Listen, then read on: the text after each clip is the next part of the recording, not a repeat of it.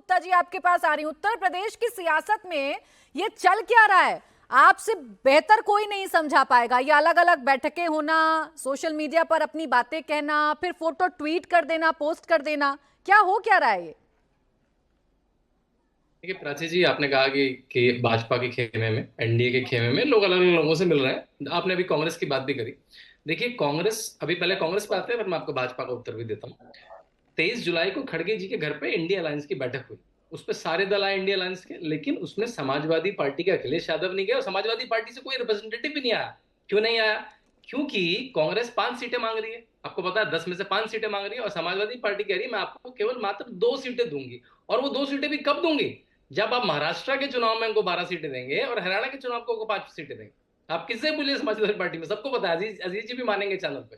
ये चाह रहे हैं हमें महाराष्ट्र में सीटें दीजिए, हमें हरियाणा में सीटें दी, तब आपको 2 सीटें देंगे। गाजियाबाद और मिर्जापुर की जो सीट है वो 2 सीटें देंगे। तो वहां पे भी अब, क्योंकि वहां पे तनातनी ये है कि मुस्लिम वोट पे अभी एक तरह से लामबंदी हो रही है, मुस्लिम वोट किसकी तरफ जाएगा। आगे बढ़ते हैं। समाजवादी पार्टी को लग रहा है कि एक बार अगर कांग्रेस को वोट दिलवा दिया हमने मुस्लिम का, तो क्या पता, कांग्रेस तो पुरानी मुस्लिमों की पार्टी मानी जाती, वो तो पूरी, उनका तो पूरा मैनिफेस्टो आपने देखा था 2024 का, माइनॉरिटी मुस्लिम पे था। फिर और कांग्रेस क्या कह रही है? कांग्रेस कह रही है दलित वोट तो तुम्हें मिला ही हमारे चक्कर में। तो वहां तो भी बहुत सारी खींचतान है, हम पता नहीं चैनल पे उसकी बात क्यों नहीं करते हैं। फिर दूसरी बात, देखिए जब वो कहते हैं 100 लाओ सरकार बनाओ, मतलब अखिलेश यादव को लगता है मैं तो 100 के ऊपर कभी जाऊंगा ही नहीं जाऊंगा, आप ही 100 ले आए तो मैं सरकार बना लूंगा। तो ये ऑफर उनकी कमजोरी को भी दिखाता है। दूसरा देखिए अखिलेश यादव, देखिए अखिलेश यादव का जीवन में बड़ा लक्ष्य क्या हो सकता है? स्वाभाविक रूप से कि वो मुख्यमंत्री बने अगली बार, लेकिन वो लोकसभा में चले गए, वो योगी आदित्यनाथ को असेंबली में नहीं फेस कर पा रहे हैं, वो चले गए वो। और उनके अभी उनका जन्मदिन था कुछ दिनों पहले, क्या पोस्टर लगे उत्तर प्रदेश में लगे, भावी प्रधानमंत्री अखिलेश यादव को बधाई। तो वो तो चैलेंज वहां पे वो चैलेंज राहुल गांधी को दे रहे हैं कि भाई जो बड़ा नेता है मैं हूं, तुम कहां से आ गए बीच में। तो इनकी जो आपस में मारामार है वो बड़ी बात है। और अगर जैसा अजीज ने कहा कि भी सरकार को इस्तीफा देना चाहिए, तो 2014 में तो आप तो 72 सीटें भाजपा को दी थी, आपकी तो 4-5 सीटें आई थी, आपने नहीं नहीं शांतनु मुख्यमंत्री जी, पद छोड़ इंडिया दिया। गठबंधन की खींचतान तो चलिए नई नहीं है, उस पर तो हमने कई बार चर्चा की और आगे भी चर्चा कर लेंगे। सवाल मैंने इसलिए आपसे पूछा था कि बीजेपी तो बड़ी अनुशासित पार्टी है ना, सब कुछ पर्दे के पीछे होता है, और जब पर्दे के बाहर चीजें आ जाती हैं तो फिर सियासी गलियारों में चर्चाएं होने लगती हैं कि सब कुछ ठीक नहीं है। फिर आ रही हूं मैं दोनों के पास, तहसीन जी, अजीज जी। चटपटी खबरें हम सबको अच्छी लगती है चैनलों पे।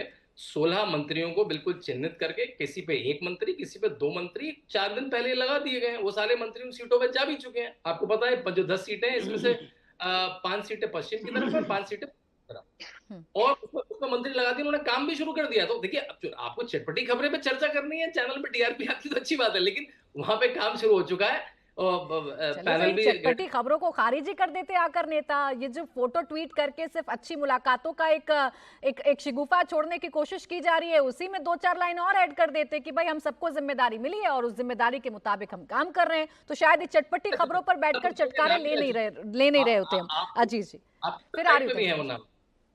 अजीज खान जी। देखिए देखिए देखिए प्राची जी, शांतनु जी राजनीतिक विश्लेषक हैं। आपने कहा कि भाई आप विश्लेषण करके बताइए सच्चाई क्या है। अब वो सच्चाई बताने के बजाय वो साहब इंडिया गठबंधन में चले गए।